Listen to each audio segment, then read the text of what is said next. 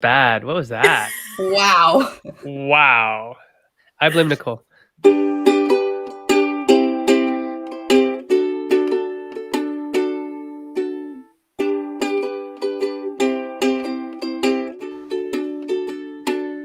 That was weird. My vibes are just putting everything off.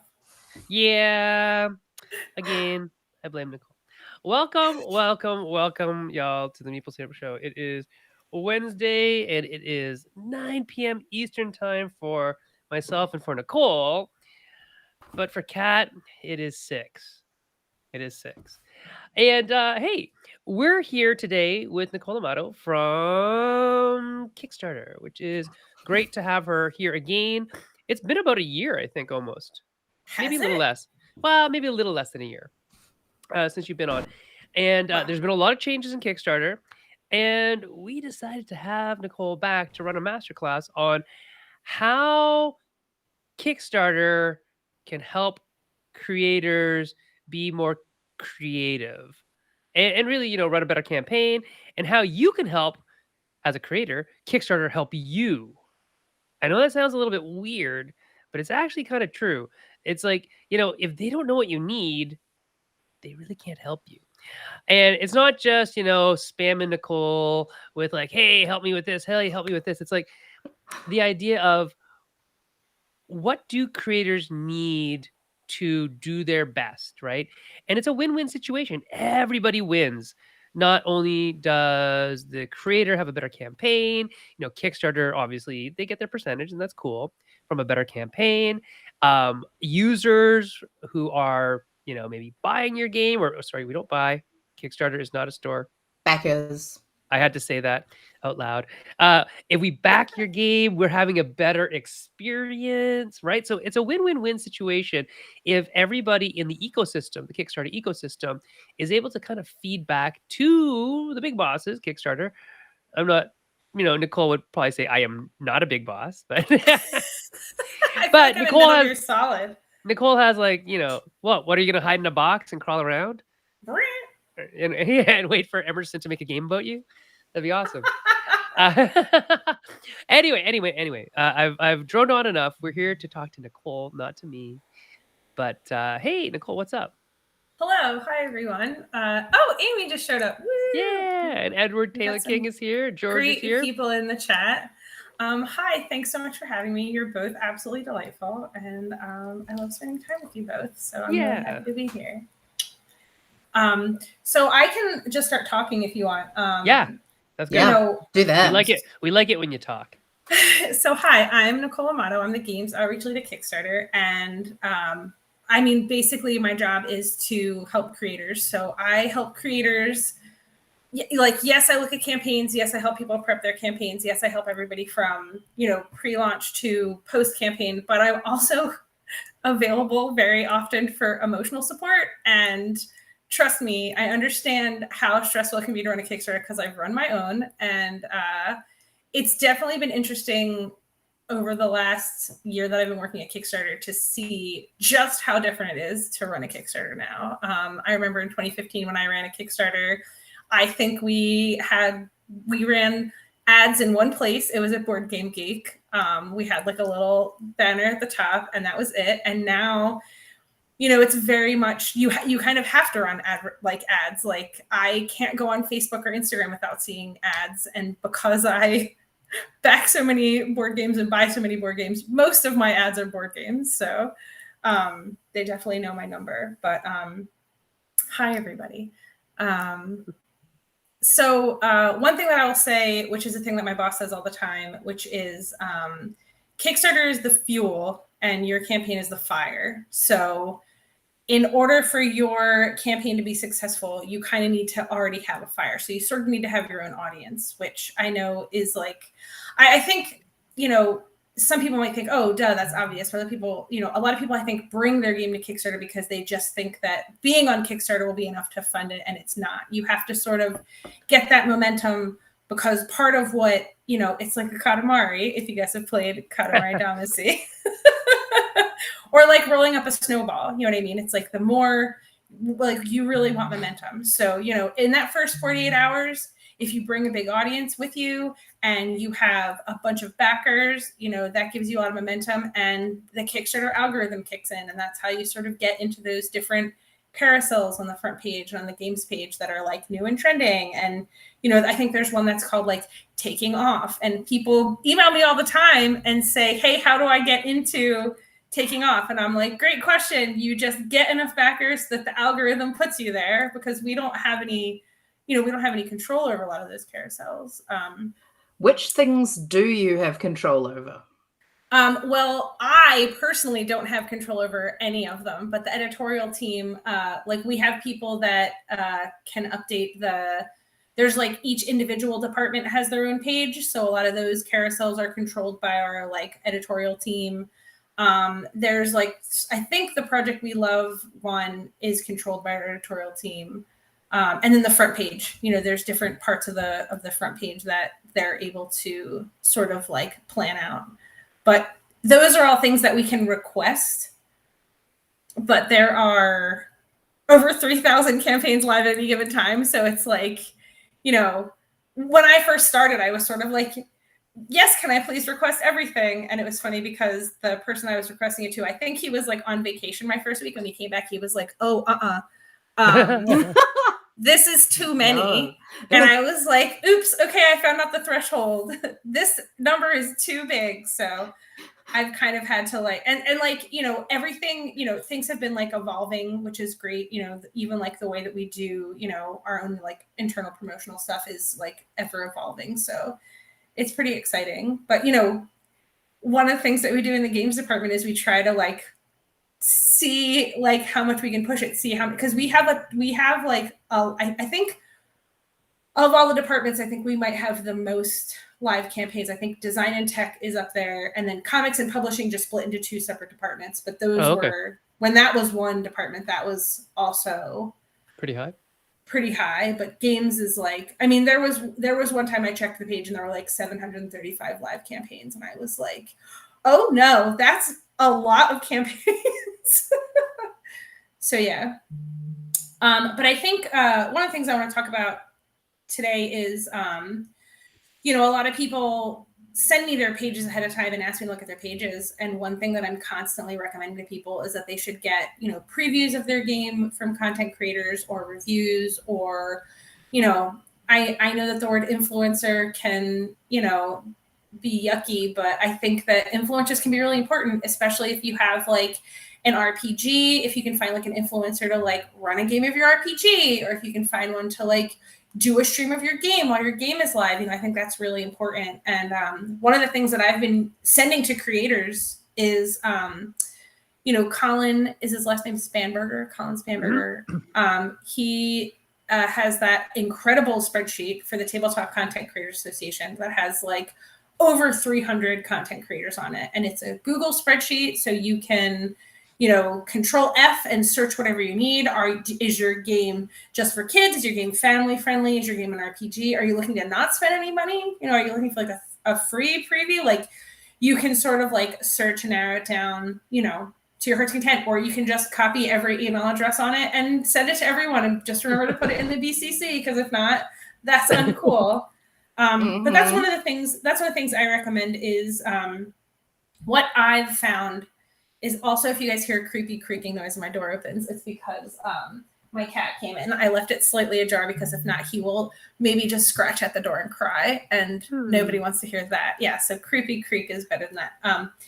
But I've found that backers want to see a voice on your page giving an opinion about your game that isn't you or your team, because that sort of helps them, make a more informed decision. So, and if you can't find reviewers or people to do previews, like another thing that I've recommended to people is, hey, do you have quotes from playtesters? Or can you email a list of playtesters and ask people for quotes? You know what I mean? And some of those are even more delightful than, what you're going to get from somebody who's doing a preview. So it is That's interesting, a really good though. point. Yeah. I've been asked to quote on several people's Kickstarters before, because I tested their game, and I was like, oh, okay. And then I've ended up being like reasonably prominent on there, and I'm like, no one knows who I am. Why would you want me on there? And you're like, yes, thank you. Yes. This random chick says this game's pretty good. I And think it's kind of an interesting time to talk about that because there's this movement in the board game media influencer, whatever you want to call them, circles, where somebody is actually putting together kind of like an ethics list right now because um something that just as a really really easy mnemonic, previews are usually paid for. Kickstarter previews are usually paid for. Reviews are usually not paid for. And then there's stuff in between, like a playthrough or that kind of stuff, and those are usually paid as well. And so it's this really fascinating study of human behavior or just the way we think, right? Like, oh, I need another person other than the designer themselves or the publisher themselves to tell me this is a good game. Right. But the fact is that 90% probably of those influencers that are telling you, oh, it's a good game, are paid to do that. Right. Now, they're probably also not telling you it's a good game. Hopefully, they're just saying this is the game and these are the parts and this is how it plays. Right. Right. And it's not really a review. It's a preview of what are you going to get? What's in the box? What are they hoping to give you? They're going to deliver you, 20 scenarios, maybe more, but at least I saw the first 20 and they look really cool. Right. I mean, that might be enough of an opinion without really being an opinion. So the to mnemonic be. that you started talking about, preview paid, review not paid, right? Yeah. So the P for anything with a paid. P, you pay, right? Previews and playthroughs, you pay for. Yes. Yeah, right. And so Troy is talking about quote unquote journalistic integrity. And there's this big deal right now about journalistic integrity. But the fact of the matter is that I think 98%, 99% of, like, if Nicole is saying there's like 300 odd previewers, reviewers, whatever, there's probably only 5 or 6 people who are actually journalists, like actually legit game journalists writing for a big enough outlet that they're not getting paid directly by the publisher or designer of that game. So it's a really hard thing to say, hey, let's have some ethics up in this joint, when there's no real body that is going to control that at all. And also, I mean, things have really changed, like I said, since I ran a Kickstarter. Like, we sent out, I remember we sent out 12 copies of Resistor to reviewers, and we didn't pay any of them. And I think maybe 2 people actually reviewed it. And we it was okay. I mean, I was amazed even 2 people reviewed it. So, but it did fund. And and another thing, well, I think, first of all, yes, it is important to make sure that the language, that I have the language correct, as in, like, with people to preview it and people to review it. And also, I can remember when I started reviewing video games, like 14 years ago, one of the big things was, we weren't getting paid. We were getting free games, but we weren't getting paid. And I remember the first negative review I wrote, my editor said to me, we can't write negative reviews. Like, I'm going to have somebody else review this game. It was Red Dead Redemption. And he was like, you have to rewrite it so that it's positive. And I was like, I'm sorry, what? Oh, sure. So I did. I rewrote it so that it was positive. Oh, no. I didn't know that I didn't know any better. I was a fledgling journalist. And then my friend and I, who worked for this guy, agreed, like, this sucks. We don't want to do this. This is terrible. We don't want to only write positive reviews. So we started our own site. And, like, honestly, one of our rules was, like, we had, like, a bunch of writers, and we were like, look, we want you to write honest reviews. We want you to write negative reviews. We don't want you to just have everything be positive. And let me tell you what, man, the result of that was, I remember one time my friend reached out to a publisher who was doing a remaster of his game. Yeah. And he, like, reached out to him and was like, hey, I wanna do another review of your game. And the guy was like, absolutely not. You panned my game the first time. Like, F you. And I was like, whoa. Like, the guy, like, took the time out to personally reply to his email to say, like, A, I read your review and it was bad, and B, I'm not giving you another chance, even though I fixed the game and that's what this new version is.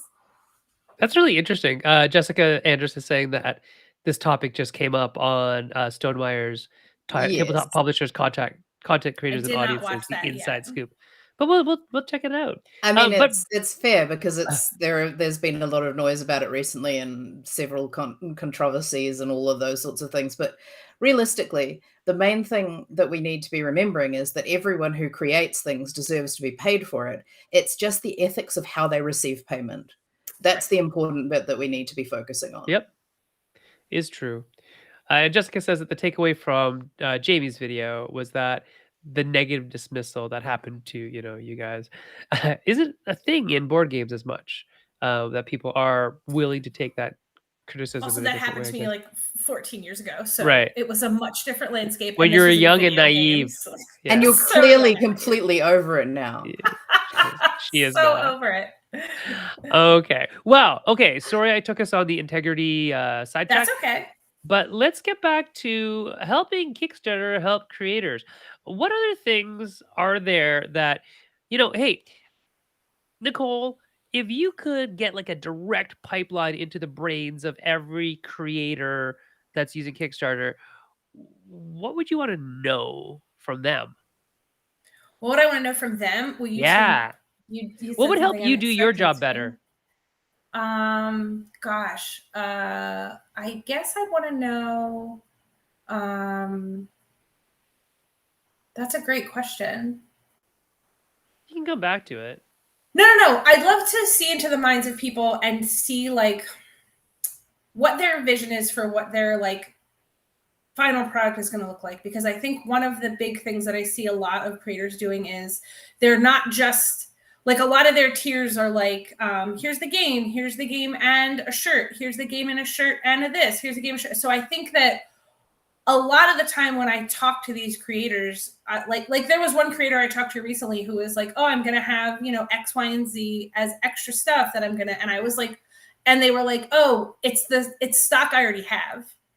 And I was like, oh, okay. In that case, great. Yes, you should absolutely, if it's stock you already have. But like, so I feel like if more people told me that, like, I think I would love to know, like, I'd also love to just have people straight up tell me when they, I would love to hear more about, and this might just be me, but I'd love to hear more about like where they are in the manufacturing process. So like, Okay. have they talked to a manufacturer? What are their, like how much money are they getting charged by the manufacturer? Because a lot of times I see a funding goal. Oh, no. And I'm just like, how did you get to that funding goal? Oh, no. Did I lose you guys? No, but I was No. just thinking, wait, you have people who have funding goals and they haven't talked to a manufacturer yet. Oh, my God. Well, no, I don't know if they've talked to a manufacturer But you'd yet. really like to know. Because they don't. You see some because they don't- questionable. Yeah. They don't talk to me about that. A lot of people don't tell me that part. They just ask because they come to me with other questions. So they don't come to me with, when you were like, oh no, I was like, did I freeze? No. I was just suddenly like, yes, it's such, I've spoken to several people who have been planning to launch a Kickstarter quite soon and have said, does this goal look sensible? And I've sort of gone, well, you're the one who knows. So what were your quotes? And they're like, oh, well, I haven't got exact quotes yet. And I'm like, you're not ready. Yeah. Because I think a lot of them don't realize, and again, let me just add in that I haven't run my own Kickstarter since 2015, but I remember the turnaround from printers was not fast. And even like getting samples was not fast. Like, so, anybody who's like, and I'm afraid to ask the manufacturing question because I don't want to, here's what I'll tell you. When I'm emailing with someone, I basically, I read over their email, I answer all their questions. And then if they say, is there anything else I should be thinking about? Then I sort of insert anything else, but I don't bring up manufacturing. There's some questions popping up. Yeah, we'll get to them. Do you have a checklist? Do I have a checklist? I don't, but that's a great idea. I'm gonna like a checklist down. that you send to like you've checked these things off, but what about all this? Do you have that's a great idea. Do you When have you a say- do you know what I your will landed cost is soon. going to be? What's your MSRP? All these things, right? The project, So many when you're people. setting up a Kickstarter, like on the actual page, there's a whole bunch of stuff already in there. So most of that does actually cover the general checklist, but it doesn't cover, have you actually found out if your goal will cover what this is going to cost? Right. Yeah, And that, I think that's really, that should probably be put in there somewhere. Like, there really gonna be isn't enough? any real formula for that either, which is fascinating that there isn't. Because I mean, different people have different goals.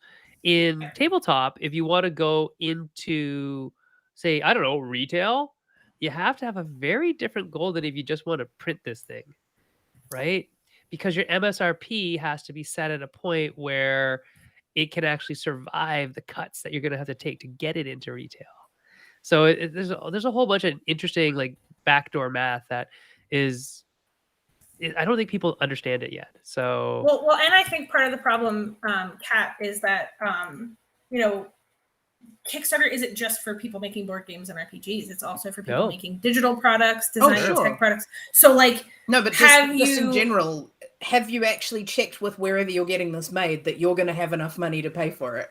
Right, but not everybody's having something physically made. You know what I mean? Suppose, like, yes. So it's so tough because there's no like one question that could cover every possible Kickstarter. For all creators, right? But you as Board Game Outreach can do the board game part of things, right? Yeah, I just made a note that I should have a checklist. Also, there's people asking questions. Yeah, let's take a look at these questions here. Sorry. Troy asks, stretch goals are difficult. How do you incentivize more sales while incentivize staying in the campaign?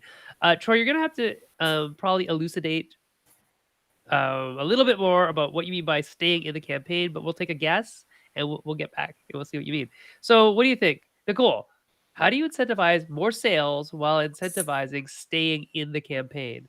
I mean, the thing about stretch goals is that they can be a trap. So like, especially if you're like, oh, my goal is $10,000. Oops, I made $100,000. And now I'm coming up with stretch goals that, because I didn't, people don't think that they're going to be wildly successful. So they're coming up with stretch goals, and some of their stretch goals are just not attainable. You know what I mean? So right. I think that people tend to panic with stretch goals. I mean, again, sorry to talk about my own experience, but when we ran our Kickstarter, we sort of had the dream of what we wanted Resistor to be. And then we were like, well, we're just going to bake that into the stretch goals, right? We're going to be like, okay, if we make this stretch goal, we're going to have this in the game. If we have this stretch goal, and we were so much more successful than we expected that we ended up adding in like an expansion to the game that we then didn't have time to test, forgot to put in the instructions, straight up forgot to add to the instructions. Like, so if you're going to have stretch goals, I just recommend like plan them out ahead of time. If anything in it is like an expansion, make sure that expansion has been play tested, or make sure that you give yourself enough time in your tiers for when you want to ship the game to be able to play test that and also print it and ship it. I don't know. I just, there are some campaigns out there. Yeah, our general approach at this time is just to offer the best possible package from the start, and a minimal stretch goal is what Troy just said. And like, I absolutely think that is a beautiful way to look at it. There was a game called, and I backed it and I have it, and it was published by Daniel, whose last name I can't remember. Solis? I can't remember any words, not Daniel Solis. I'll remember the game at 1:00 in the morning, and I'll sit up and shout it, and my partner will be like, what?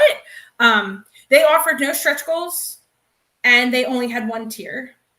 Yeah. And they were like, that's it. What it is. And they even wrote in the campaign, they were like, we don't believe in stretch goals, and we don't believe in multiple pledge tiers. So just back it at, buy the game. And if you give us extra money, guess what? Awesome. We get to pay ourselves for all the work that we did. So Daniel Newman? Was it Daniel Newman? Yes. So that totally sounds like a Daniel Newman thing to do. So that's why I knew who it was. What game was it? It was. It could have been any of the New Mill games. Portents by Chris Chan. Yeah, okay. It was that one. And I was like, you know what? I will give you my money. I do think that this is a great idea, and I will give you my money. So like anyway, sorry if that like went out No, so what Troy was talking about is like when a campaign promises a really good Amy. stretch goal, but if the goal doesn't get met, some folks might drop out because they're not getting that extra awesome stretch goal. Right. Yeah. I mean, I've backed, and it's also like I've backed campaigns. I mean, I back a lot of enamel pin campaigns, and I've definitely backed enamel pins. I love enamel pins, and I've definitely backed enamel pin campaigns like where I'm like, yeah, I'll get 3 of these pins, and then it's like it comes time for me to fill out my survey like months later, and they're like, we didn't make any of those stretch goals for those pins that you wanted. So which ones of these pins do you? And I'm like, oh no. That's the only reason I backed it, because I thought that you would get to that. Yeah. Yeah. So I end up getting like 3 of the base pin and then just giving 2 of them away. But yeah. Anyway, it's okay. Sorry. I mean, it's cool. I'm currently backing a similar situation where they're making Nudibranch soft toys. So Nudibranchs are little tiny cute little creatures that they're also known as sea slugs, and they're tiny, but they're making these great big ones, and they look like, you know, bunnies and all of these other things, because that's what they really look like. They are funny looking creatures, and I love drawing them, and they're awesome. But they shoot nematocysts, which have neurotoxins in them. They sure do, and they get that zappiness from the anemones that they consume. So yeah, there's a Nudibranch in Intertidal Survival. Wild. Anyway, you didn't know. You just came to Wild Kingdom. You thought you had maple syrup, but no. But this particular campaign is doing like one design at a time. So when they hit the funding for the first design, then they'll start working towards funding the second design. And I'm like, but I want the third design. Yeah, and there are 4. Yeah, I get that. So what it's basically making me do is campaign. So people like, well, that's what it originally was actually supposed to make you do, right? Yes, and it does work. I mean, I campaigned for Tristram's one so that we got the shark and Mariana's Trench. So yeah, you know. I think that a good way, Troy, to avoid dropout is not produce anything that isn't, you know, intrinsically part of the game, right? So what I mean is that if you're making like shirts and cool hats and swag that has nothing to do with the game, and people want that, and they're like, oh, I don't really want the game, I just want that cool swag, then yeah, they're gonna drop out when you don't even come close to meeting that stretch goal.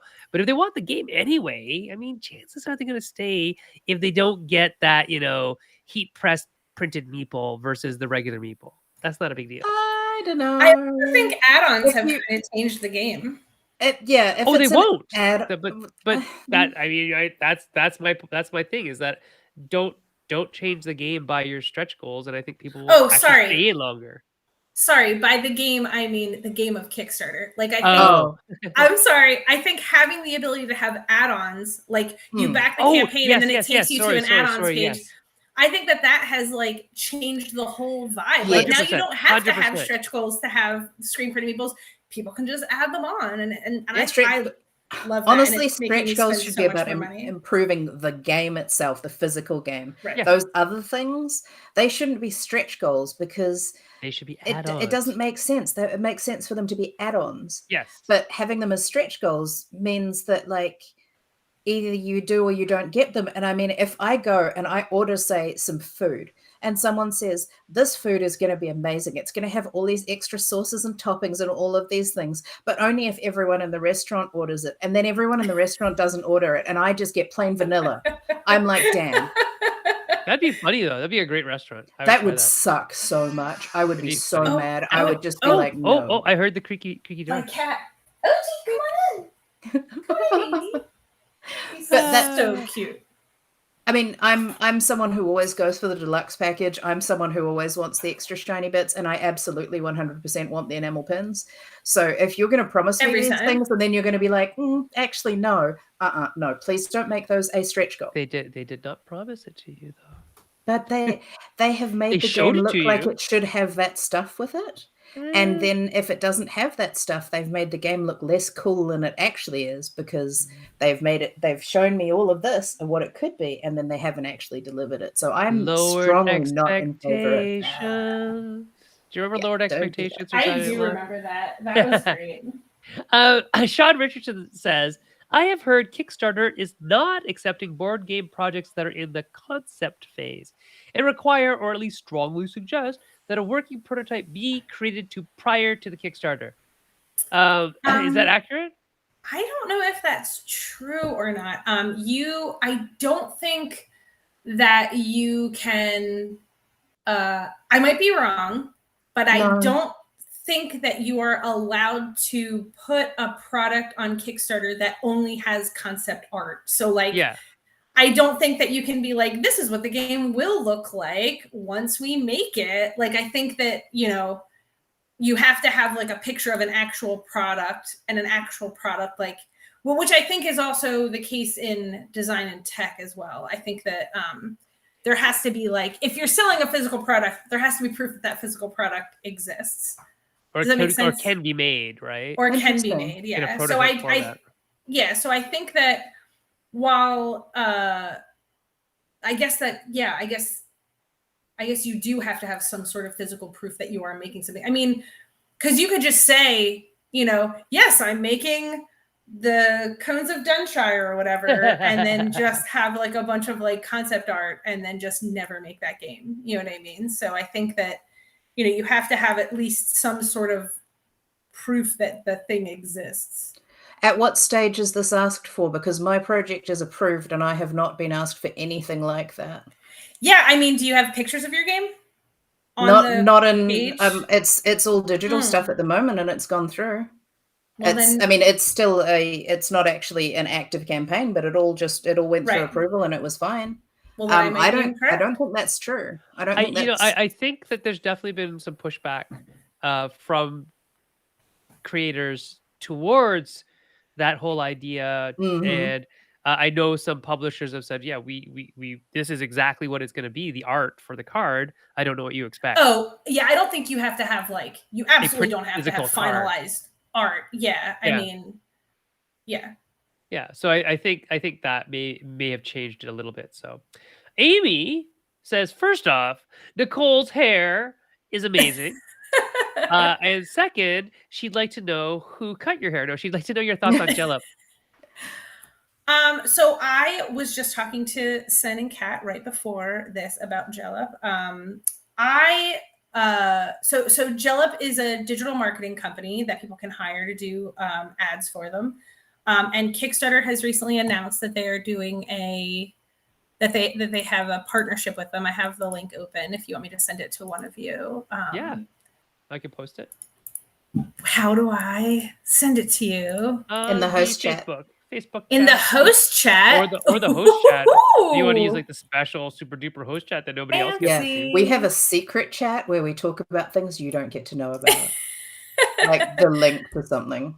It's not very exciting. Sorry. So I'll admit that when it comes to the marketing stuff, I'm not I don't know everything. And again, how dare well, it was funny because I met with a friend of mine who's running a Kickstarter now, and he hadn't run a Kickstarter since 2016. And Anthony and I helped him make his Kickstarter video and do all the art for his page and do all the copy for his page. And he was like, can you believe how much things have changed? Because we were talking about who he was going to hire to do to run ads and all this stuff. And it was just it's just a completely different world now than it was 8 years ago. So, but yeah, Jellup, so in this article, they talk about, things like ROI and proprietary analytics software and their extensive Kickstarter expertise, which are all true things.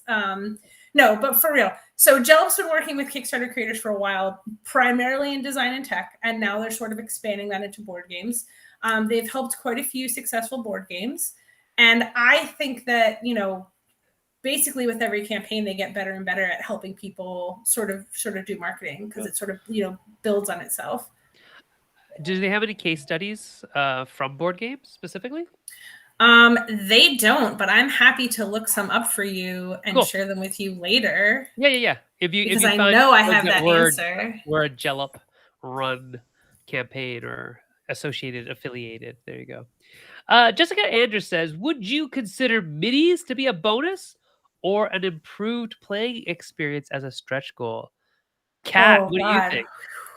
Oh, it depends so much on the game. That's such a difficult question because in some cases the game is just like a board and some cards, And so as soon as you chuck minis on it, it's like, wow, this is so exciting and amazing. And in other situations, the game is just a board and some cards, and it does not need minis. And if you add minis, suddenly you need a much bigger box and everything else. But it was a simple game, and now it's this ridiculous game with all of these giant minis that don't actually add to the experience. It depends on the game. Yeah. I'm so sorry, I cannot answer that. I would just caution that the biggest killer of, and it's death by success, by the way, that Nicole alluded to before, is adding weight and volume to your game. Yes. Because shipping is the absolute one thing we cannot control. Like, we literally cannot control it. We have quotes, we get somewhat in there, we have some, some percentage wise shift, but shipping will destroy you if you're like $1 off. I mean, one of the things it's 1 millimeter bigger. Oh yeah, you are now into a up different in a different category. class. Oh no!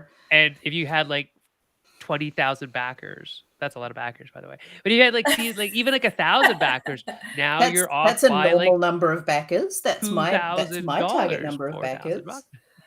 Well, so the thing about minis is, I see a ton of campaigns, and one of the rad things that I've been seeing more and more of is STL files. Yeah, there are companies that have Patreons and run Kickstarters just for STL files, and I think that's incredible. The future. If you want the best of both worlds, you have a stretch goal that's STL files, because it's just a digital thing that it's not an extra. And let's explain that for everyone. So an STL file is basically something that you can download, and if you have a 3D printer or access to a 3D printer, you feed it to the printer and the printer turns it into your own mini. But if you don't have access to a 3D printer, you will not get a mini out of this. This is a file that is specifically designed to feed to 3D printers. Really quick, I want to just go back to what Sean asked about the concept and the prototype. Yeah. I personally definitely recommend that you have a prototype of your game before you run a Kickstarter, only because you kind of want to make sure. I mean, and that's actually a tricky thing right now, because since the pandemic, lots of people have pivoted to digital, like creating their games digitally. So, just having a prototype is like a different thing now. But I definitely think that you should know if your game works or not before you run your Kickstarter. And that's specifically as a game designer. You should, because so many people only ever do it online. They don't realize simple things like, oh, on TTS or whatever, I can have 200 cards in my hand and this is fine. And then they build the game and people are like, oh, or like, I can't read this in the real world. I can zoom in on it on a digital platform, but in the real world, I cannot read this from where I'm sitting. This is a terrible design. And then Sean also said he thinks it's interesting that Kickstarter has actually created an entire secondary market for intermediaries / experts who could figure this all out and manage the process. And boy, howdy, do I agree with that. I think that is like, there are entire books written on how to run a Kickstarter for multiple categories. You know what I mean? Like how to run design and tech, how to run a film Kickstarter, how to run a games Kickstarter. Like there incredible. Are courses, there's so much. Yep. Yeah. Hey, here's a question from Jason Magnus, who asks, what is the Kickstarter campaign dropout rate, or how can you reflect on dropouts? I don't know the answer to that question, but I can look it up for you. Not right now. This would be game specific, I would say, right, Jason? Right. What is the...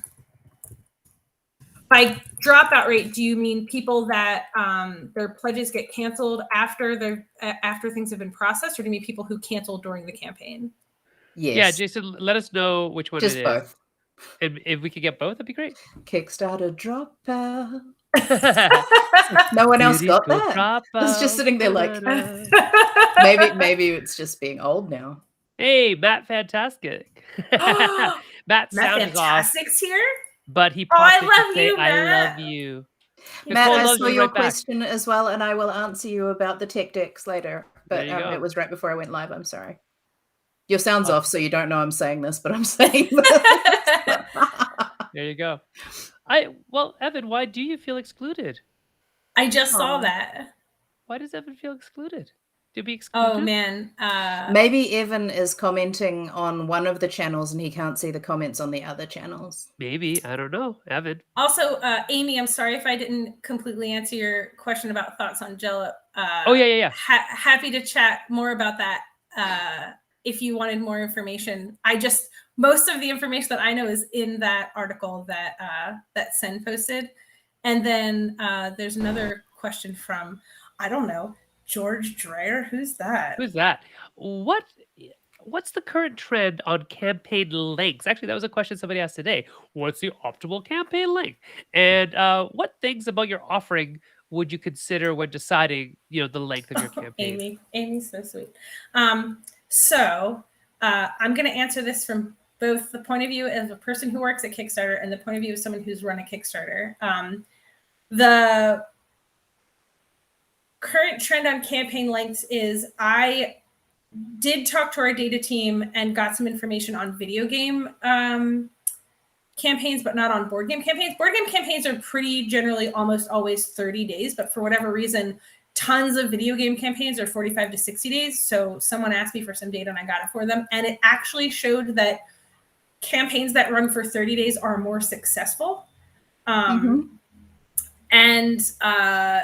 personally, I would recommend 30 days because it's incredibly stressful. Running a Kickstarter is incredibly stressful. And why would you want to do that? Why would you want to have a stomach ache for 45 to 60 days when you could just have a stomach ache for 30 days instead? Well, then why would you run a 7-day one? But if well, you make that's it the short, that's you the miss Jordan, payday. that's the Jason Tagmeyer. Jason Tagmeyer one day was like, why wouldn't I just run a 4-day campaign? If everybody pledges in the first 48 and the last 48, why wouldn't I just make it a 96-hour campaign? And it would just be nonstop pledging. And did he do it? I think I'd love to know.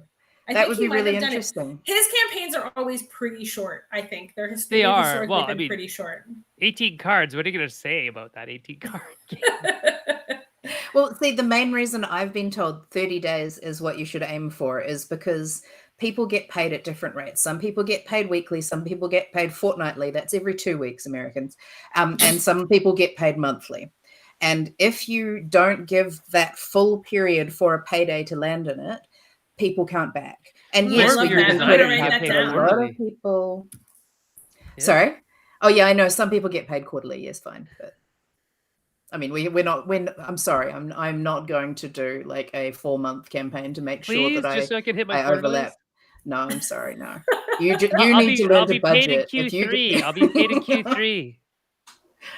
Please, you would. Just wait until my goodness, quarterly. You would have to be very good at budgeting. Actually, I would just basically be eating ramen for 90% of my life, and then like steak or whatever for like 3 days, and then ramen for the rest. Steak. Yes, I mean I got paid weekly, and that's how I lived. So I'm so glad I'm an adult now. I've always gotten paid bi-weekly. I think since becoming an adult. When was that? Oh, great question. 3 weeks ago, right?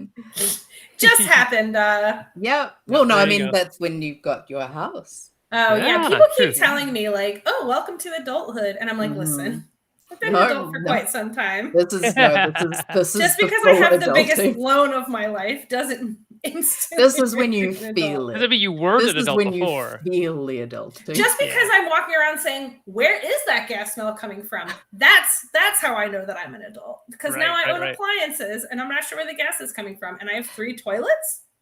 Do you know how you test? It's not by lighting a match. Oh, Don't do that. Yeah. That's advice for all of you out there. If you can smell the gas, don't test by lighting a match. So before we went on air, Nicole, you were telling us about a couple other relationships that are budding in the whole Kickstarter field. Oh, it's like you're like ready for some hot goss. Oh yeah, spill it. Well, I will tell you one cool thing, and I don't know if enough people know about this, and it is. Oops, I just messed up the link. How did I do that? That sounds really interesting. Oops, I messed up the link. Oops, I messed up. Is that like a follow-up to the first Britney song about? Oops, I did it again. Oops, I messed up the link. So we're actually doing a spotlight on LGBTQIA plus creators for the month of June. That's so the right month to do it. If you're running a campaign and you would like to be included, please let me know so I can tag you. These things are complicated because I can't just, if somebody's running a campaign, I can't be like, hey, can you tell me if you are... Are you L? Are you G? Yeah, I can't just ask people that question. So if you would like to be, hey, Looking Glass Workshop says my favorite Kickstarter thing, which is, did you talk about launching Tuesdays versus other days of the week? I love that question. No, for some reason, that is so contentious. For some reason, since I ran my Kickstarter in 2015, it has been, everybody launches on Tuesday and everybody ends on Friday. Tuesday? Whose Tuesday? There's a whole world. Whose Tuesday is it? Good question. New Zealand and Australia would really like to know. Mm-hmm. So it's funny because that has been discussed since the days of like KickTrack, and when we used to analyze KickTrack stats like religiously, and we found out. So let's just explain what KickTrack is, please. Yeah, KickTrack is just like analytics that follows Kickstarter campaigns throughout the whole campaigns and projects how much they're going to make by the end of it. And it's ludicrous because they're never on target ever because of how they do their stats. It's just not possible to ever be 17,000% over. It just doesn't work that way. But the boom bust of Kickstarter is like that, where you have that. Jason Tagmeyer's right about the first 48 and the last 48. That is when you get like 96% of your funding. And then the other 4%, it's not exactly, it's like 30%, is during the lull for those 26 days in between.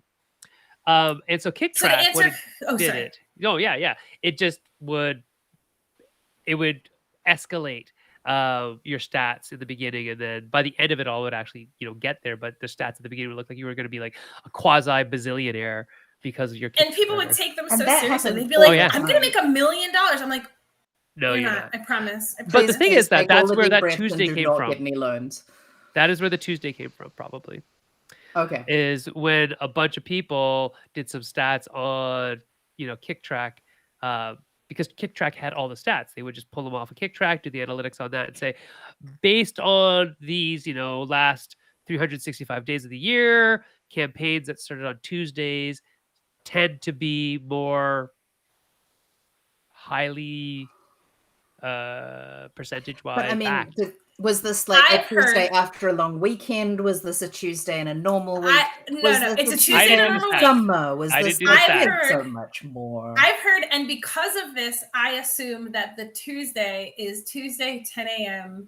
Eastern Standard Time, because how it was explained to me was that Tuesday morning is when people are at work and they feel that lull. They've already been at work for a day. They've already been at work for an hour that day. And they're like, I'm going to check Kickstarter. So Tuesday, 10 a.m. Eastern Standard Time is when people launch. And then Friday is when people get paid. So Friday night is when Kickstarters end. That's the myth that I was told. Yep.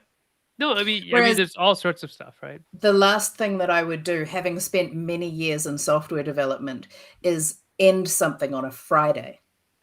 No, do not launch, do not end on a Friday. No, because I like George, no one George is there. Said, by the way, George said sounds like correlation, not causation. You are completely correct, sir. You are so correct. As I said, I did not do the stats. So to answer your question, I'm so sorry, Sen, to answer your question from a few minutes ago. So back in December, Kickstarter announced a partnership with EasyShip. I put that link in the interesting, chat. because Troy asked, would Kickstarter ever think about getting in the business of manufacturing and logistics? I did just see that. But they would get into partnerships. I mean, that's not my call. Right now, Kickstarter is like less than 100 people. The Outrreach team is very small. I mean, the games team, last year, the games team was one person. And then in August, when I got hired, it was 2 people. And when I got hired, I was like, I asked my boss, I was like, how did you do all this work all by yourself? This is an intense amount of work. It was so much. And then, it's Kirsten. Hello, Kirsten. And I was like, this is so much work. And then we hired a third person. I'm like, whew, okay, that's great. So, we're a very small company. It's not, it's funny. People, whenever people are like, people either say to me, "Oh my gosh, people work at Kickstarter," or they say, "Oh, I thought like 1,000 people worked at Kickstarter," and I'm like, people Nobody also works think at that Kickstarter is actually the company that runs all of the campaigns. That's a really Sometimes. interesting one. Kickstarter does not run the campaign. Kickstarter is the platform upon which the campaign is run. Yeah, But it's but brutal. it does not know. And so it's not like thousands of people in the background who work for Kickstarter who are running the campaign. It's thousands of individuals going, I don't know what to do. How does this work? Why are there all of these comments? Or why is no one backing it? Or all of these other things. But they're all just random individual people using this platform. It's like saying that eBay runs all of the auctions. Right, Don't? exactly. Yeah. But I wrote to Mr. eBay. Hey, come on now. That's an assumption. I'm pretty sure it's Mrs. eBay. Mrs. eBay. And then the other, so announced our Easy Ship partnership in December, and then recently announced our partnership with Jellup and also a partnership with Pledge Manager. So yeah. So Pledge Manager, this is interesting because Pledge Manager must have been the first one to call itself Pledge Manager, because now that's a category of system, and there are all of these other things called Pledge Managers, but the first one, I assume, was Pledge Manager. Just Pledge Manager, right. And I found that really interesting when I saw the announcement, because I was like, I thought that was already part of Kickstarter. Yes. So aren't these all Pledge Managers? So what actually is Pledge Manager in comparison to, was it originally part of Kickstarter? No. Do you know? No, it wasn't. From what I understand, they are big board game fans and backed lots of board game Kickstarters, and we're like, you know how this would be easier if there's a pledge management system, and they made Pledge Manager. So they are also Kicktrack, by the way. They are also Kicktrack. If you I wasn't sure if people knew that. Yeah. Oh yeah. They're incredible people. I've never seen people with a bigger board game collection, and they're a delight to work with. So the links are 404. That means not found. Oh no. That might have been me. Oh. That means not found. Oh no, that's me. That's me. Look, I don't like saying things when people may not understand. I don't want to make anyone feel silly, so I'm going to explain it even if it's obvious. That's on me. So that should be www. Instead of www, it should be updates. Kickstarter, just because I copied over just the end. No. It's me. Okay. Yeah. Okay. /Kickstarter. Yeah, just replace the www with updates. Right. Yeah, call up Mr. Kickstarter to complain. That's right. Or Mrs. Kickstarter to complain. It could be Ms. actually, or MX. I don't know how you pronounce MX. How do you say that? Mix? I say mix. Yeah, I think that's mix. Yeah. I will say, I don't know if anybody has seen our goose game that we've been running at events, but we've had like these little geese, these little like plush geese, and at one point we also have like a little closet at events so we can keep stuff in there. And it was after hours, and I went in there to get my coat, and somebody was like, "Be careful, Mr. Kickstarter's in there." And I was like, "Who's in there?" And I opened the door, and it was the goose sitting on a stool. And I was like, "Oh, excuse me, Mr. Kickstarter." Funny. I love that that's Marie's art. Oh my gosh, Marie is incredible. She's a fun person. I'm such a fangirl over Marie. Yeah. Have you played any of her Dungeons and Dragons stuff or adventures? I have not, but I do own her dope as hell Krampus hoodie, which I love so much. Yeah. And I'm about to buy some of her wall art because that's how I'm going to christen my house. Yes. That big sea monster, the wooden sea monster. Oh, nice. I like that one. I need that. I have a Grim Reaper shirt of hers that I want to make into a rash guard that Kat would understand. For grappling, it has like death on it. It's awesome. That's incredible. Eventually, we're going to get around to making special rash guards for George with some of my art, but decisions. There you go. Cool. Let's see. Okay, so I put the new links up. Hopefully, those are correct now. Hopefully, they work. Any other questions? There was another question. I'm sure there was a question. Well, let's go back that through we those. were going to... We got Jim saying hello. Hello, Jim. We got Kirsten coming in from the less formal account, other than her Looking Glass Workshop account. We have George. We have Troy. We have... No, these are all the same so far. Also, Nicholas Yu said that he still has a copy of Resistor on his shelf. Thank That's you, right. Nicholas. Yeah, You're he the did say that. best. Nick is awesome. Speaking of Nick being awesome, Nick is the guest on the next Ludology, Ooh. where we talk about like line of sight for an hour. No kidding. We talk about tactical war games for an hour, which a lot is about line of sight. But yeah, Nick is awesome. If you want to talk about film and anime, talk to Nick. Nick is a good guy to talk to about that too. Line of sight in terms of on a board game? Yeah, war games. Ooh, that's one Specifically of the war games. things I'm trying to solve in one of my prototypes. I don't know how to. Yeah, Okay, sure. so that'll be interesting. Take a listen. Mm. We don't have any more questions. What happened? How Come dare on, you all everybody. not have more questions? Where Have are the more rest of your questions. questions? Kickstarter can't help you unless you help Kickstarter help you. What Ask me is... questions. So let's say I have a campaign and Mhm. I have made all of my draft stuff and everything like that, Looks and beautiful. I Love don't it. know whether I'm ready to actually go ahead or not. What is the best way for me to ask for help from you with this draft? What a great question.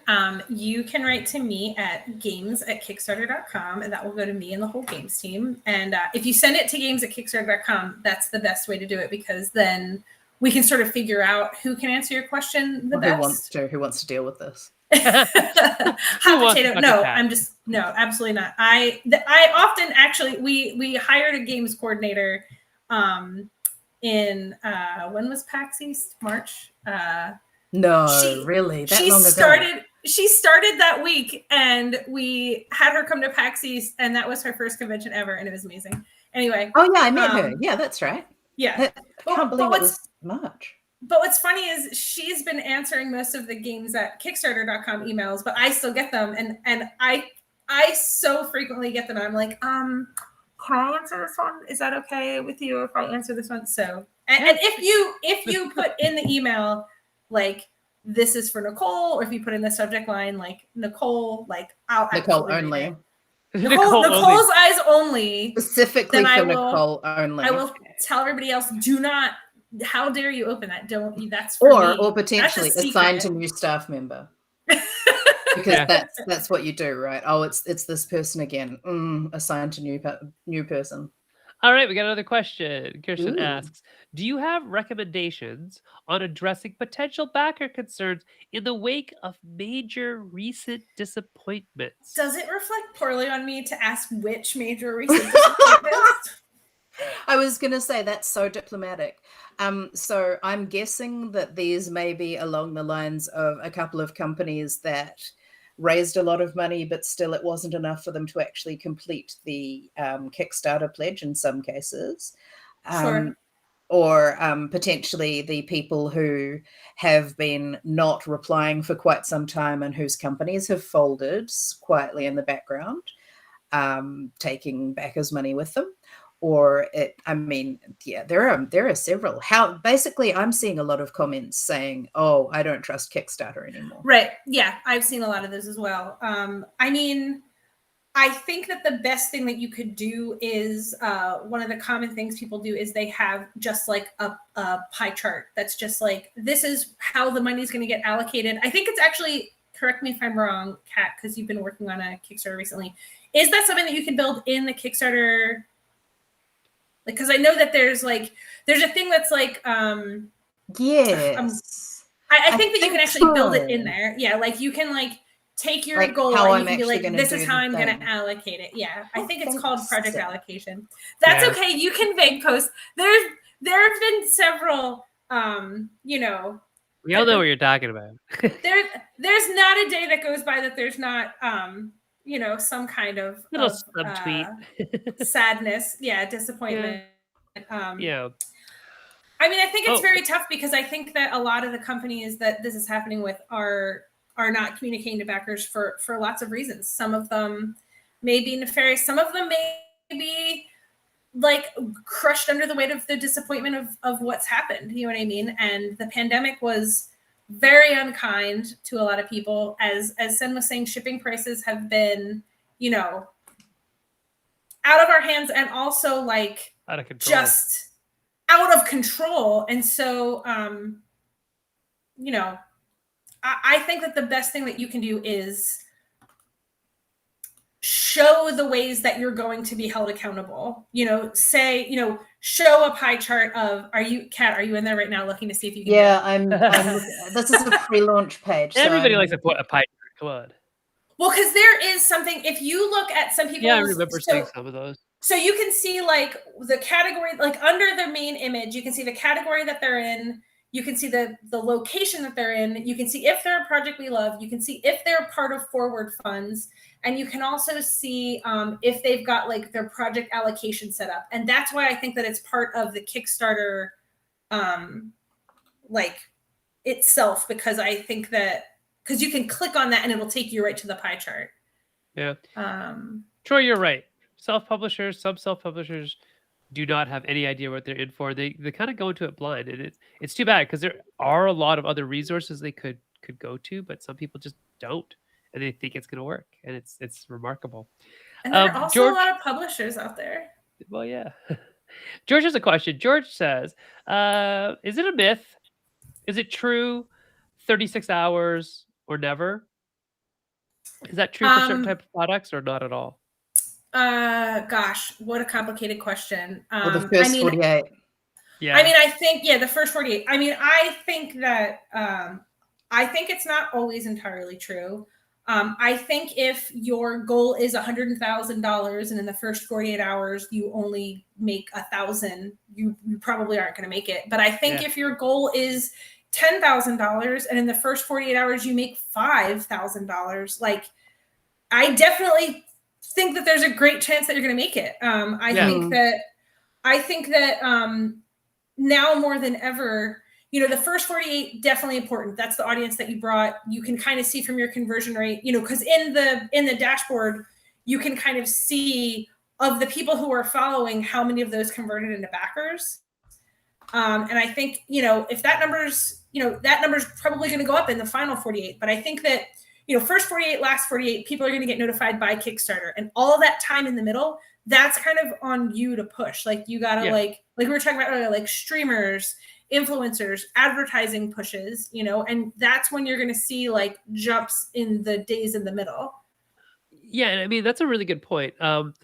Typically that's when we schedule things like, oh, that's when you should release your videos, and that's when we are going to be on interviews on podcasts, and that's when we're doing that. Like, we don't do that leading up to it. We don't do that, you know, within the first 48.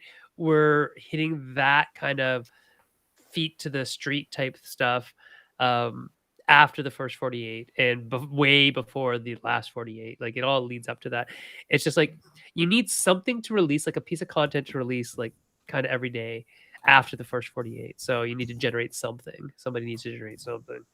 It's important. So you should really plan your campaigns and really kind of lay out, you know, what am I going to tweet today? What am I going to put on this today? What am I going to say on this today? It's a nightmare.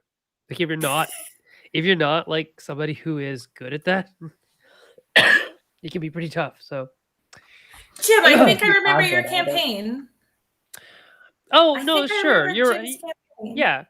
I definitely think, Jim, there are definitely, you know, you can 100% fund in your whole campaign, even if you don't do great in your first 24. But, and this isn't a but saying that you're wrong. This is some people who want to and have done it before know how much money they're normally making.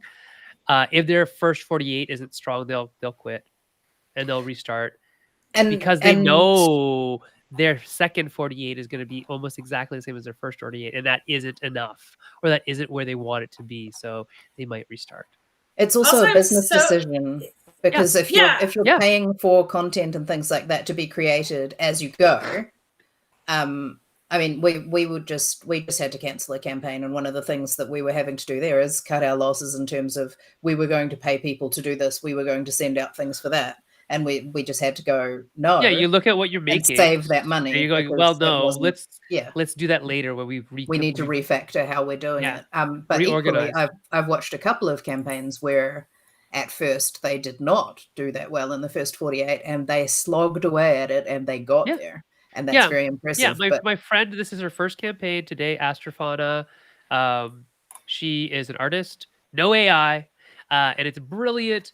Unfortunately, she's not selling outside of the Americas. Otherwise, I would buy one outside of the United States. But she's you can only send one to my place if you want. yeah, to. good. She's only at 50%, but she's guarantee. I guarantee you, she'll make it. You know, this is maybe 3 days in, right, or 2 days in. So she'll definitely make it by the end of it all. It's just, will she make it like gangbusters? And at this level, her first one, I don't think that's reasonable. You know, it happens, but is it reasonable to expect gangbusters on your first campaign? No. Yes. No. Sorry, Is I it just- reasonable? Is it reasonable to think that you're going to fund? Yeah. Right. Gangbusters means like, you know, $1 million. 1,000% funded. Yeah. I But want to say, absolutely. I just want to say, Jim, you're welcome, and I still think your game looks great. So I'm glad I funded. Yeah. Jim's Yes. game looks awesome. It looks so good. Oh, And hey. what's Jim's game called? What's your game called, Jim? Can It's people called buy it? Project EOS Rise. Yes, Mhm. Rise. Yeah, Rising. The meeples are so good. Very cool. Troy asked, and hey, Nicole, you've seen a lot of campaigns now. What are the top 3 things which you think make a successful campaign? That's such a difficult question. Well, you mentioned one of them. Which was, tell me. BYO what was it? audience. Yes, BYO audience.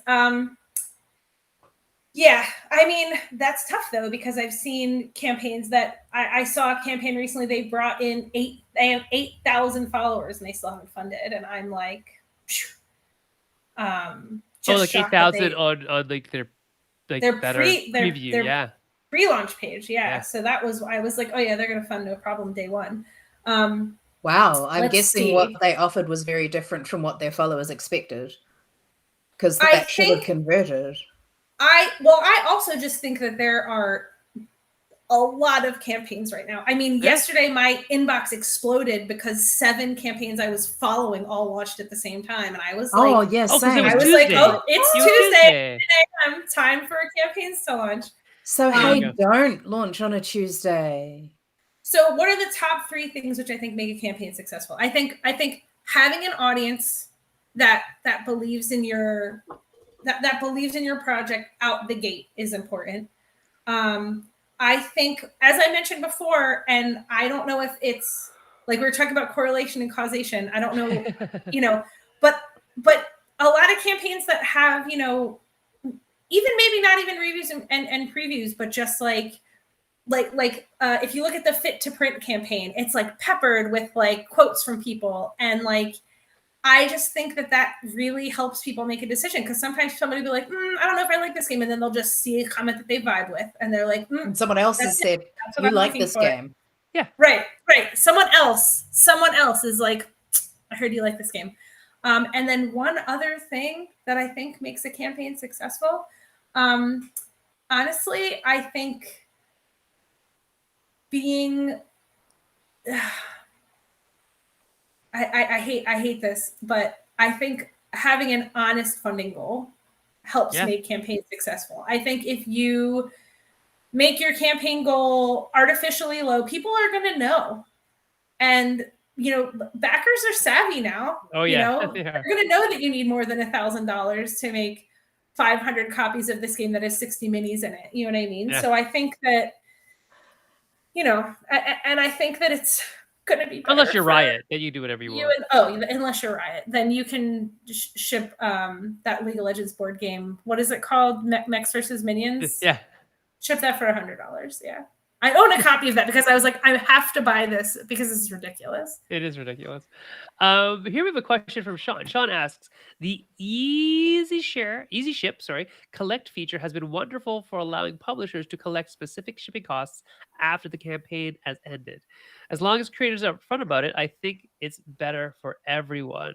So, the relationship between Kickstarter and Easy Ship Is that to like really get people to, you know, kind of understanding the pros and cons of collecting shipping up front, collecting shipping at the end, all those things? Like, why was this relationship formed?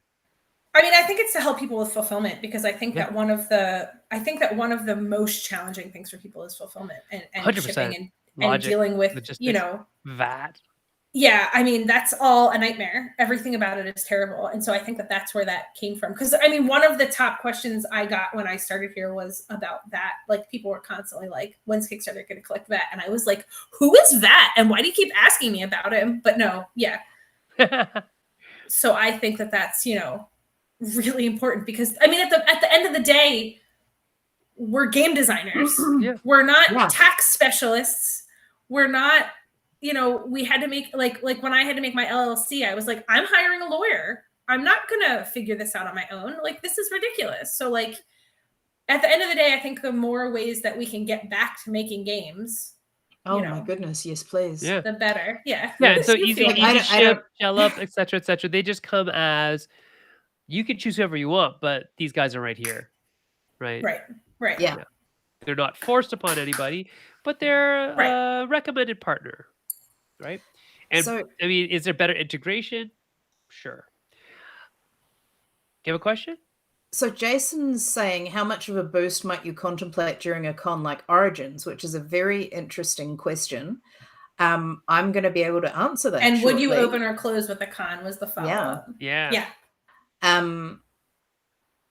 What's your opinion?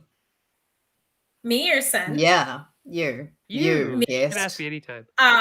Well, I can answer that question as a person who did it in 2015. We launched, surprise, on a Tuesday, and then left for PAX East, in which we were in the Indie Mega Booth, which, by the way, the Indie Mega Booth is back. If y'all haven't is heard, it? They made an announcement. Indie Mega Booth is back. Please, everyone, apply for the Indie Mega Booth once they open up to board games again, because Indie Mega Booth changed my entire life. And that It's is kind not of the best thing. Is that going to be at West as well? They're usually at PAX East, PAX West, and Unplugged. like GDC. Well, Unplugged didn't exist. Oh yeah, that's right. They weren't. Yeah. They weren't at Unplugged, and then they That's right. they sort of closed doors when the pandemic started. So that was Yeah. like, yeah. Yeah. So anyway, Can you explain what it is first? Sure. Indie Mega Booth is basically this incredible group of beautiful people who got really sick and tired of seeing indies sort of drown on the floor at shows. And so they just buy up a huge section of the show floor, and they have a vetting process, and it's where people go to play some of the best indie games in the industry. And they have like a whole table. They had for several years a whole tabletop section, which was just amazing. They have during PAX East and PAX West, they would have like networking events at night. So like everybody who was part of Indie Mega could go to the networking events. And then after the show is over, you get added to an alumni list. So you're now permanently on this incredible list of brilliant professionals who can answer tons of amazing questions. And yeah, so Indie Mega Booth is incredible. You should definitely look them up and follow them. And just, if you ever want to see wonderful indie games, go to their huge section of the floor. But anyway, so we were in Indie Mega Booth. It was how it worked with board games was you could be in 2 mega booths. So we were in West that year, and then we were in East the following year. And we launched on a Tuesday, and then by Wednesday night we had funded, and we were like, oh no, this was a mistake, because we didn't expect to fund immediately. And so Anthony was like in Photoshop, like making images for an update. That's how he did it, like this. And I was packing, and then we went to PAX East. And let me tell you, running the game at PAX East while having a live Kickstarter was simultaneously so stressful and so fun at the same time. There were so many people that played the game, and they were like, I want to buy it right now. And I was like, good news, scan this QR code and you can back it right now. So like, it honestly depends on like so many things. Like it depends on like, is it going to break your heart when you show someone a game and they say, I want to buy this right now? And you have to say, you can't, but you can back me on Kickstarter. Like, you know, if it's very exciting it's very fun, but it is a lot of work, because if you're rating updates and watching the Kickstarter, like all of that is like its own stressful full-time job. And then going to a convention and running your game is also like an incredibly Super high stressful. stress full-time job. So doing both of those things at the same time is like great, but also a lot of work, and you will be exhausted. Yeah. So just in terms of the actual question, which is whether would you open or close with a con, the things to consider with that would be, when you're going to the convention, what are you doing at the convention? Do you have your own booth? Are you at a shared booth? And if you've never done a booth at a convention before, don't do this time. Don't make this your first booth, would be my advice, because you just have no idea how much work that is, because you haven't ever done it before. And then on top of that, if you're trying to run your first Kickstarter too, like, no, you will die. That would be my advice. You will actually die. Don't do that. But if I were going to either start or finish at a con personally, I would finish at a con, because that gives you the opportunity to catch all of those extra people and really get those last numbers, especially if you haven't funded yet. And also afterwards, you can die. You don't have to then go like, I prepared for a convention and my first booth and my first Kickstarter. I did it all at once, and now I've still got to keep going for the rest of that period and somehow stay like, yay, back my stuff. And you've got a lot of good content. That's by the way, what I would do for the doldrums of, hey, I'm preparing for, come see me at this booth. This is my booth set up, and here's my prototype. And you could like every day you have something to talk about, right? You got to have something to talk about, because it's coming up rather than it's happened. Yeah. Like, yes, you could have a whole lot of here I was at Origins, for example. But here I come towards blah blah blah. That's exciting. I will say, if you are at an event and you will be running a Kickstarter, like Amy, I see that you're running a campaign in late Q4. If you're running that campaign during PAX Unplugged, please let us know. Let us know if you're running a campaign during an event that we're at. Kickstarter, please let us know. I mean, you can let me know if it's on another platform also. Yeah. So, I mean, just to go back to the Indie Mega Booth, some of the very, very, very famous video games that have featured there are things like Dead Cells, Don't Starve, Disco Elysium. So Darkest Dungeon. Yeah, it's Mini Metro. It's legit, is what I'm saying. But the people who made Mini Metro are delight. I met so many of the people that you just like.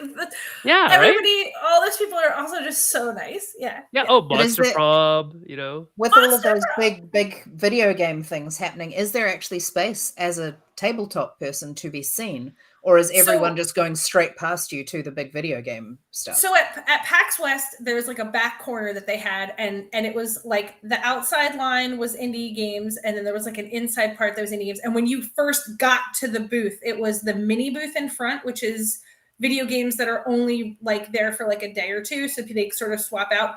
And then it was the tabletop section, which was like 10 tables, and we were like very prominent. I mean, we were so close to Nuclear Throne that I saw 6 people win it, and was like, and Rami's whole thing is, if you see someone win the game during the con, you get a free copy of the game. And he was like, has anybody new see somebody win the game? And we were like, and he's like, not you two.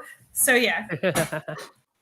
but like you're like the table, and at East they're at like they were usually at the very front. So like the tabletop games are usually all together. So that's a comment that I've heard from a lot of different people who think that when there are video games at a convention as well, people tend to go straight past and ignore the board games. That hasn't been my experience. Same. But I thought I would check, because mainly I'm not interested in video games, so I go straight to the tabletop. But the people who are looking for tabletop go to tabletop. The people who are looking for video games go to video games. This just happens to be a place that has an amazing like amalgamation crossover of both. So, yeah. There you go. Here's a good question. Sean asks or says, if he were to launch at a con, he would probably have a unique early bird option for con backers. Is that a good idea? Is that a bad idea? Is that just can you control idea? That? How would you stop non-con people from backing it is the question. You couldn't. You wouldn't want to really either. No. There's nothing within. There are no special codes you can use on Kickstarter or anything like that give people access to special discounts. Pretty much the only thing that you could do is get them to sign up to your email list and then add that on to that. But that's a lot of manual stuff unless you know how to create databases and run it all into the database and make sure that they have a particular flag and all those sorts of things. Which it has to go through fulfillment and pick lists. Exactly. And so you have to be able to basically create, like, extract that information, pass it through to all of the different places that are going to need it. Sean, I wouldn't. Yeah. And I know how to do all of that. I can build all of this. And with the help of George, because George is probably laughing at me saying that I know how to build it, but I do. I know how to spec it, and that's the same. And George will build it for you. There you go. I can build a temporary database that'll do the same. Sure. Thing. It'll be fine. Just build me the main database first, please, dear. Yes. Awesome. Well, hey, everybody out there, Nicole comes here about once a year, so she's like, I don't know, Christmas. She's like the Kickstarter Christmas fairy. Like Krampus. We talked about Krampus. You're like Krampus. We did talk about Krampus. Oh no, George. Poor George. You're gonna build a database for Sean, I think, actually. Yeah, I think it's for Sean. After Kat specs it out. Okay. Hey, if you want to talk to me some more, you can reach me at Senfunglim on Twitter. And Kat, where are you at? At Dreyering on all the things. And I think we're at all the things at Maple Syrup as well. I don't know yet. So should I just change it to all the things? Mm-hmm. Okay. I'm changing that like literally as we speak to all the things. Okay. All ALLTHE things. Okay. Amy said, I love Kickstarter and it changed my whole life. And Amy, I feel the same way. Like, yeah, it totally did. Amy, running my game on Kickstarter changed everything for me. And there's so many nice things I could say. And one of the things is that everybody that I talk to, regardless of whether they were like, the president of a big company or just like another like person like me, like everybody was so nice. And I finally realized later that it was because everybody had been where I was standing and they all just wanted to help each other. And that feels so good. And it feels so unique to board gaming. Yeah, board gaming is totally like that. It's a great place to be. And good news. Sean actually knows how to do this himself. So yes, if you have the capabilities, Sean, in that case, yes, knock yourself out. Yeah, for better or for worse, you're right, Sean, that Kickstarter has been the lifeblood of the indie hobby game industry. I think it's the verb that everyone uses. Really they don't interesting say thing. Yeah. They say Kickstart. Yeah. Nicole, on Twitter, you're... I'm Toits. Like a tiger. I never know how to pronounce it, so there you go. It's like Toidle. It's turtle, but Toidle. Oh, Toits. Oh, I just assumed it was like a tiger. You're from New York. Like you're from New York. Toits. Hey, Toidle. Yeah, that's me. Oh, Toidle. wow. Okay. There you go. And if you want to talk to the games team, the games outreach team at Kickstarter, games@kickstarter.com, please give them all your questions. They would love to answer them. It's what they're paid for. Nicole's like nodding. She agrees. Literally. Make everything attention, Nicole.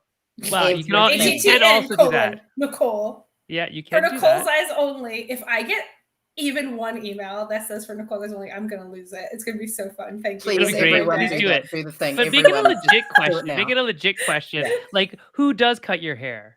Amy can ask you that. That'd be great. That is a good question. If you want to keep the lights on here at the Maple Syrup Show, please go to patreon.com/MapleSyrup. That would be wonderful. And coming soon, hey, we only got a couple shows left. And actually, Kat, we need to chat because next week I'm not here and you're not there. We're both going to be at Origins. Yeah. Nicole, are you going to be at Origins? Yeah. Mm. Yeah. Yeah. I'd love to see you both. Maybe go for a swim. Yeah. Go for some Jennies. I don't know. Do something. Go for some Jennies. Eat ice cream in the pool. Come on, let's do it. What pool? Does your hotel have one. a pool? My hotel doesn't have a pool. I was so mad. I'm gonna look. We're gonna find a pool and crash some pool parties. Yeah. Yes, I'm in. Yeah. So coming soon. Let's see what we got. Oh, we have gender inclusivity in game design. So, Did we get a note that somebody's not coming? Yeah, unfortunately, Toto can't make it. Oh, it's too They bad. did suggest some other names, but I thought, given the short notice, it was too short notice to bring new Sure. people in. So, Okay. and we've already got a really solid panel of some pretty Yeah. cool people there. So We've I got V. think that's fine. Pendergrass, Cindy Robinson, Zoe Alred coming to Mhm. talk about gender inclusivity in game design. And so Kat and I will be at our various hotel rooms, probably, I guess. Yes, I think that's Origins. probably likely. We'll see how this is going to work out. Mhm. If for some reason everything goes pear-shaped and we Pear-shaped. blow up, we'll reschedule for some the next week in July or something. And then on the 28th, what do we have? We have a lovely host panel with our lovely Woohoo! panelists. That is Fertessa and Jay. And Jay. the J, yes, the J Bell, and my friend Amanda Roberts, who will be helping us figure out how to look after ourselves during conventions, which we should have figured out by now, having attended several ourselves. 1 week too late, Amanda. Yep. That's okay. We'll be prepared for Gen I mean, Con and all the other cons. So there you go. post conventions as well. There's Yeah. all of this stuff that people don't realize, like the post convention depression that people joke Con about. crash is a real thing. Yeah. is. It's a whole thing, especially if like you've been working super hard beforehand to get all of your things ready, and then you get there and you do all the things and you forget to sleep and you forget to eat because you didn't look after yourself. Yeah, And then please remember you get to home eat and die. and sleep and shower and Please all those shower. things. Yeah. Take Hey, your Nicole. vitamins. Yeah. Sorry. I forgot to warn you. You have to give some final advice. I forgot. Sorry. You've You've been on the been show here multiple before. times, like 3 times, so you know what to do. You know Final this. advice. Yeah. Yeah, from Nicole. Shower. No, I shower. mean my advice on Kickstarter campaigns is, and I get this a lot from people, is that they just didn't know that there were people at Kickstarter to help them. And like, it's literally my whole job. Like, I'm here to help you. Like, please don't think that like your question is stupid. Please don't think that it's too small. Like, even if you're just like, hey, my vibes are bad, can you help me? Like, I had somebody sent in a ticket asking a technical question, and at the end they just said, or if you can't help me, can you just send me some memes? And IT forwarded that to me and said, hey, can you send this guy some memes? And you're good with memes. I immediately sent that dude 10 memes, and he was like, oh my God, I didn't think anybody was actually going to send me memes. And now sometimes I just send him memes. So even if it's just like, hey, my vibes are bad, do you have any like positive energy memes that you can send me? Like, don't worry, I do. I have so many of them. So there's a whole channel on Nicole's Discord server that is literally just memes. It's just called memes. It's memes. Filled with good memes. Sometimes there's a good meme harvest, and I just gotta, you reap what you sow. So yeah. No, but seriously, like no question is too small. Like, even if you need emotional support, like I'm definitely like, I understand what you're going through. Like, I'm here for you. I am heart emoji for you. So like, always please, and forever. That's my final advice. Same thing on the other side, that people who give care need care. So I'm always there for you, Nicole, Kat, everybody out there. So, by the way, if you do see us at Origins, all 3 of us are going to be there. Don't feel ashamed. I don't know why you feel shame, but don't feel afraid either or awkward about coming and saying hi. Sen is a very intimidating person. I am. But just all try and work 5'2", through that. Right? So yeah. But fist bumps, knuckles, elbows, whatever you want. It's all good. Yeah, it's all good. Yeah. So we'll see you guys in a week live from Origins. That'll be fun. And you know what? And I have to remember to say also, if you see me at Origins and you give me that password Stellar, I have free things. Yeah, and it's not Stella like it's not Stellar. Like it's not like Streetcar Named Desire. Stellar. Yeah, add an R at the end. Yes.